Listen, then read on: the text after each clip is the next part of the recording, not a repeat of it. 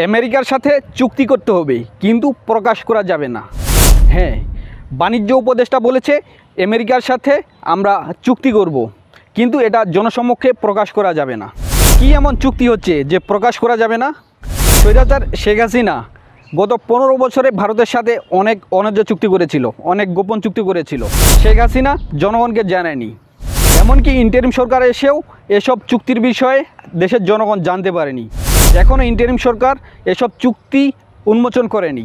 তাহলে কি স্বৈরাচার শেখ হাসিনার পথেই হাঁটছে ইন্টারিম? স্বৈরাচার শেখ হাসিনা ভারতের সাথে দেশবিরোধী চুক্তি করেছিল। ইন্টারিম কি আমেরিকার সাথে গোপন চুক্তি করতে চায়?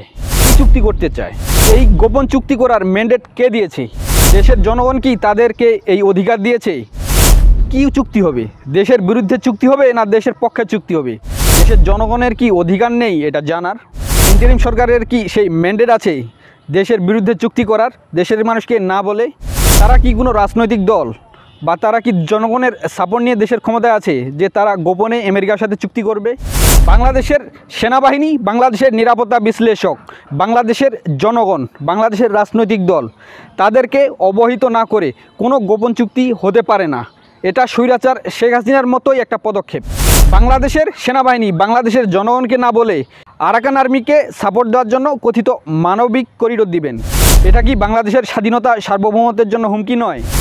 বাংলাদেশের পার্বত্যাঞ্চলে উপজাতি সন্ত্রাসীরা বাংলাদেশে অস্থিরতা তৈরি করে রেখেছে।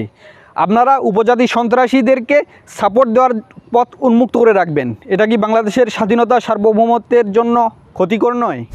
বাংলাদেশের জনগণ বাংলাদেশের সেনাবাহিনীকে অবহিত না করে কোনো গোপন চুক্তি করা যাবে না। বাংলাদেশের 20 কোটি মানুষকে এ বিষয়ে সচেতন হইতে হবে, তীব্র আন্দোলনে নামতে হবে। কারণ স্বৈরাচার শেখ হাসিনা যেমন ভারতকে সব কিছু বিলিয়ে দিয়েছিল গোপন চুক্তির মাধ্যমে, আর ইন্টারিম সরকার এখন প্রকাশ্যে আমেরিকার সাথে গোপনে চুক্তি করতে চায়, আবার বলে এ চুক্তি প্রকাশ করা যাবে না। দেশের জনগণকে না বলে গোপনে সব কিছু আমেরিকার হাতে তুলে দেবেন। দেশের জনগণ কি চুপ করে থাকবে, নীরব থাকবে?